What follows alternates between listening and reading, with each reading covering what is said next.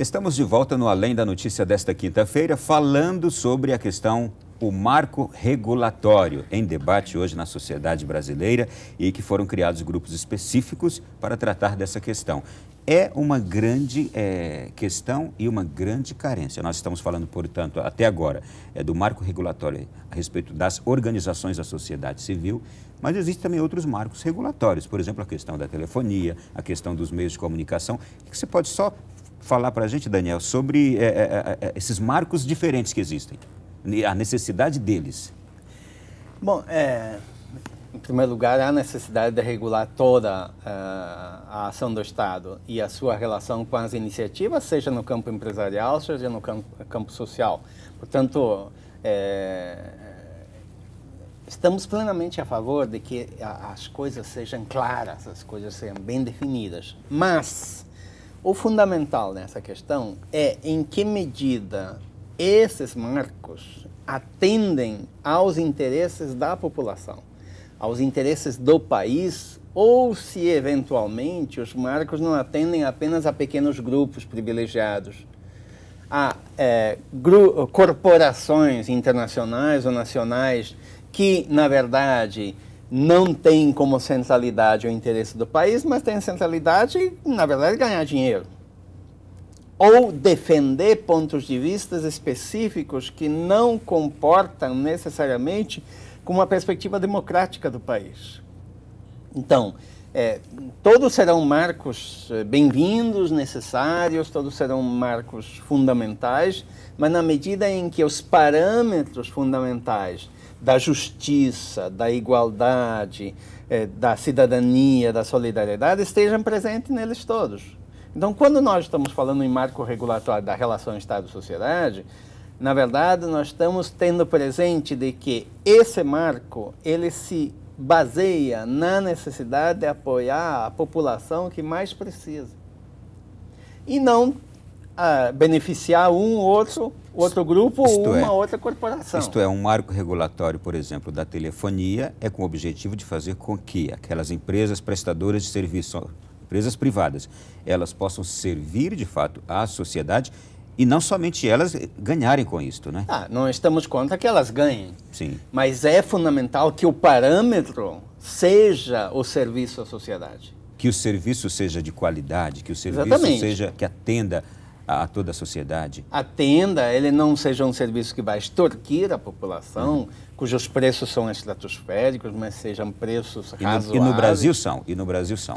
Comparados com outras em comparação com outros países do mundo, os preços são muito altos. Então, nesse sentido, essa é a possibilidade. No campo da comunicação, a possibilidade de que a população se expresse e que o comunicador não expresse só o ponto de vista do dono do capital, mas que exatamente haja espaços, múltiplos espaços, onde a população possa se expressar, possa dizer, possa participar, e que o interesse do país e da população esteja em primeiro lugar. Eu acho que há um conceito aí, que está presente nesse caso, está presente em outros casos, onde se esqueceu que na sociedade, é na população que está o ponto nevrálgico central das políticas que são desenvolvidas no país. E não nos interesses nem de pequenos grupos e nem só da estrutura do Estado. Ou seja, nós estamos defendendo um Estado a serviço da população e não uma população a serviço do Estado. E em relação ao setor empresarial, a mesma coisa. O setor empresarial vai ganhar dinheiro? Ótimo. Todo mundo precisa sobreviver, todo mundo vai ganhar dinheiro. Mas em que medida essas iniciativas atendem às expectativas gerais dos interesses do país? Em que medida essas iniciativas permitem a ampla participação da população? Esses são conceitos fundamentais. Eles estão no início da Constituição Federal. Eu não estou inventando coisas, estão lá definidos que a sociedade deve ser justa, deve ser solidária, no artigo 3º da Constituição, onde não pode haver discriminação, não pode haver exclusão, deve haver ampla participação, isso está lá no início da Constituição. Portanto, esses objetivos centrais da República são objetivos centrais que devem estar presentes em todos os marcos regulatórios. Ao ouvi-los aqui, eu estou com a seguinte impressão: isto é um trabalho enorme. E este é um trabalho dificílimo também de ser feito, isto é pôr em prática esses marcos todos. Fazê-los sair do papel de maneira que atenda de fato ao grande objetivo, que é atender à sociedade. Isso deve ser um debate terrível que deve estar acontecendo e não de fácil conclusão. Vocês concordam comigo? Uhum. Com certeza, porque são discussões que têm como centro interesses. Interesses são privados, tem interesses financeiros, tem interesses na política que vai se assumir no país, vai ser de fato uma política democrática ou vai ser uma política que favoreça, por exemplo, a concentração de riquezas num pequeno conjunto da sociedade, porque a gente sabe que a sociedade brasileira é uma das sociedades mais desiguais do planeta. Se pegar todos os índices de medição de igualdade de renda, o Brasil está sempre lá embaixo. Aí se vem agora com o discurso que o Brasil é um país, uma potência econômica em destaque, né? O Brasil é um país que estaria economicamente em ascenso. Só que isso é meio que capcioso, porque se a gente for olhar os índices de desigualdade social, a gente percebe que essa riqueza não é distribuída, que o capital continua concentrado, que os bancos continuam sendo os grandes beneficiados, que o agronegócio é o que continua tendo mais facilidade no acesso aos recursos públicos e assim por diante. Então, o que está sendo discutido é um projeto de desenvolvimento que a gente quer para o país. É um projeto que garante uma maior igualdade social, econômica, cultural, de educação, tudo que a gente precisaria ter para ser de fato um país em desenvolvimento, ou é uma política de desenvolvimento que vai seguir mantendo as desigualdades que são históricas. Então, na verdade, todas essas discussões que a gente coloca estão colocando em xeque isso. Aí é briga de interesse, é briga de poder. E como é bom escutar uma pastora que está acompanhando todo o processo dizer isso, porque o marco é de fundamental importância que agora, nesta configuração do marco, fica destacado ali também a necessidade da fiscalização, né? A fiscalização é algo indispensável para que o marco funcione bem. Esse marco que está sendo traçado, não é isso? Mas até tem fiscalização, só que a questão, por exemplo, quando a gente pega organizações da sociedade civil, o que é que se fiscaliza? Aí a própria fiscalização muitas vezes tem um viés político, né? A gente viveu, o Daniel provavelmente vai saber falar melhor do que eu sobre isso. A gente viveu há pouco tempo a criminalização de organizações da sociedade civil. Essa CPI das ONGs, por exemplo. Uhum. E essa CPI ela tinha um endereço certo, que eram os movimentos sociais que colocam em pauta as discussões relacionadas à luta pela terra, à reforma agrária. Então, assim, tem que ter um controle. Só que as organizações da sociedade civil já são bem controladas, elas já são bem fiscalizadas, porque só as burocracias que se tem que vencer para a prestação de contas ou para se ter acesso ao recurso público, ali já é um pente fino. Então, o que está em jogo mesmo é a questão política mesmo, né? Que Estado e que país que nós queremos? E como é que esse Estado, esse país vai atender de maneira livre, democrática, como tem que ser, as populações que mais precisam? Como é que vai se garantir a organização e a luta, a organização popular no país, para que os sujeitos sociais tenham a sua autonomia de se organizar e de reivindicar os seus direitos, o acesso à educação, à riqueza e coisa e tal, porque hoje a gente vive um processo de despolitização grande no país. E isso traz consequências, inclusive, para a própria democracia. Daniel, eu gostaria de saber o seguinte, a respeito das organizações da sociedade civil que estão acompanhando a elaboração desse marco, há hoje um entendimento do Brasil, do governo brasileiro, da importância do trabalho prestado por essas organizações. A gente falou agora há pouco de hospitais, de escolas, da Caritas, da SESI. A gente fala de tantas instituições, tantas organizações que prestam hoje esse serviço e tão ramificado no Brasil, porque as igrejas têm essa capilaridade enorme. O governo tem consciência deste trabalho feito por estas instituições? Veja bem, eu diria que há amplos setores do governo que têm essa consciência. Talvez muito mais a percepção do que está acontecendo do que a valorização do que está acontecendo, desse serviço que é prestado. Então, há amplos setores, mas isso não é uma questão prioritária para o governo, e muito menos para a estrutura do Estado. Ou seja, o Estado em geral e o governo em particular têm a percepção de que quem faz essa atividade é o empresariado. Ou seja, são as estruturas de capital que fazem esse tipo de serviço. De tal maneira que, na prática, medidas no incentivo à ação empresarial do capital são muito mais fáceis, são muito mais simples do que medidas de incentivo na área social. Né? Por quê? Porque exatamente isso não dá retorno, isso não dá PIB, isso não dá capital resultado político também. Capital político também. Imediato não dá. Então, há uma dificuldade nesse sentido de compreender, quer dizer, de principalmente tomar a iniciativa de incentivar esse tipo de esforço da sociedade. Por quê? Porque quem sustenta as campanhas é a estrutura de capital. Quem sustenta as campanhas eleitorais, por exemplo, é a estrutura de capital.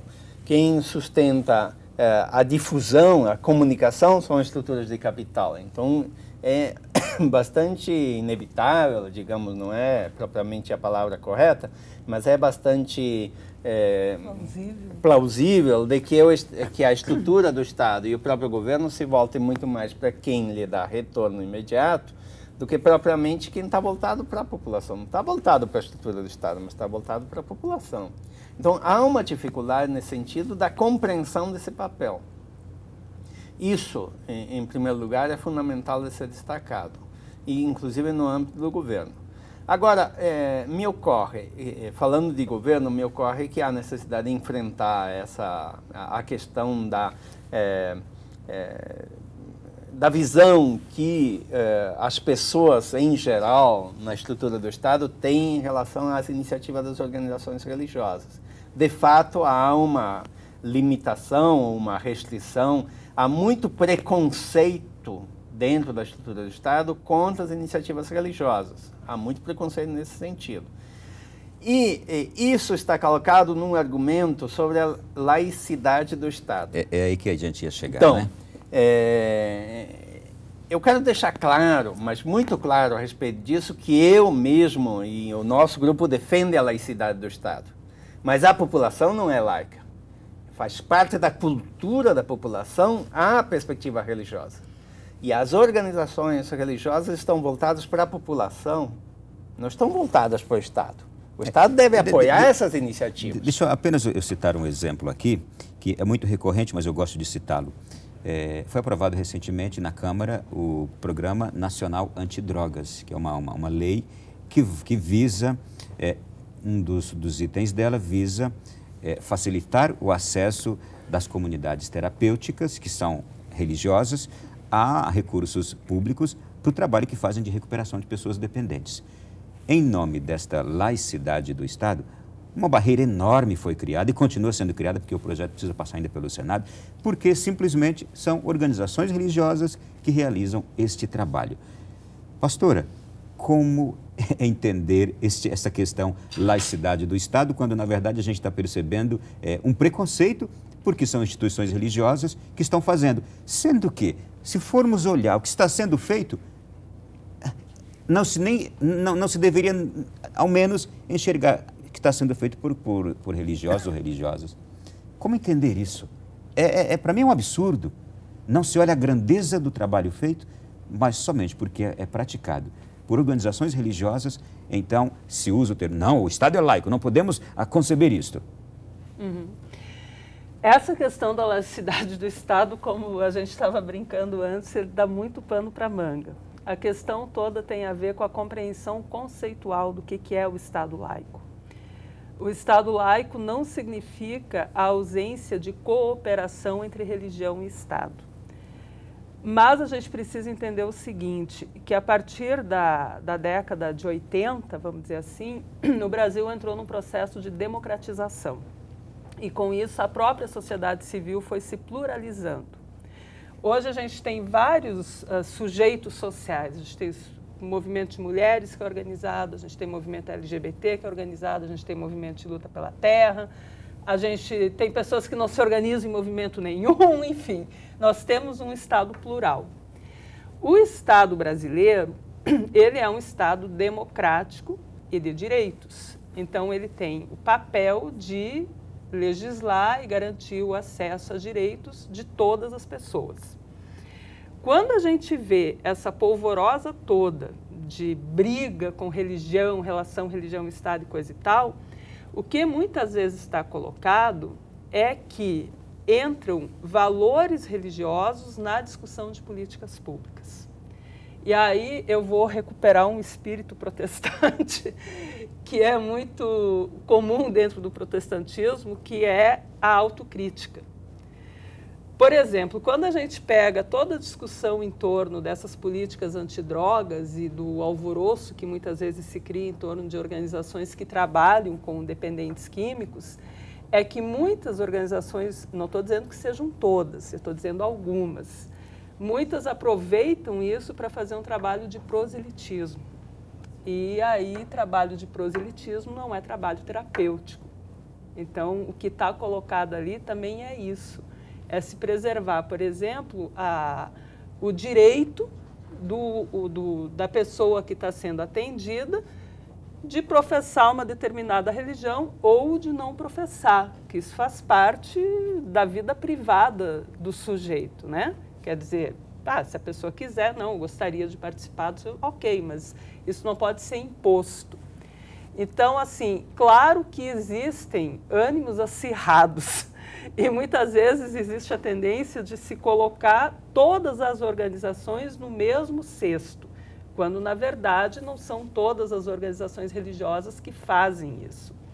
Então, assim, eu acho que quando entra a discussão do Estado laico, o que a gente precisa ter, em primeiro lugar, é contar até 10, todos os lados respirarem fundo e a gente poder olhar com sabedoria para essa temática. Porque os conflitos que hoje são gerados, eles não estão sendo bons para nenhum lado, porque a gente está discutindo um tema que é racional, a gente está discutindo com paixão. E o futebol é o exemplo, né? Quando a gente discute futebol com paixão, a gente nunca vai chegar num resultado saudável. A questão da laicidade do Estado é a mesma coisa. A gente precisa entender que a cooperação entre Estado e organizações religiosas é antiga. Os organismos multilaterais, por exemplo, como Unesco, ONU, Unicef, buscam o trabalho cooperativo com organizações religiosas para levar a garantia de direitos. Hoje existe um conceito que se chama organizações baseadas na fé, que são organizações centrais na promoção de políticas públicas. Só que essa cooperação não pode ser vinculada com a defesa de valores específicos de cada religião. Aí é uma questão que tem a ver também com a autonomia do Estado, discutir as autonomias diferentes, saber até onde uma esfera pode entrar, quais são os termos dessa cooperação, tudo isso é que precisa ser colocado em discussão. Daí a necessidade de um marco. Exatamente, muito claro. Eu vou voltar a conversar com vocês daqui a pouquinho, depois do nosso intervalo. O assunto é muito importante, muito interessante. E já já a gente continua aqui conversando com os nossos convidados. Até já.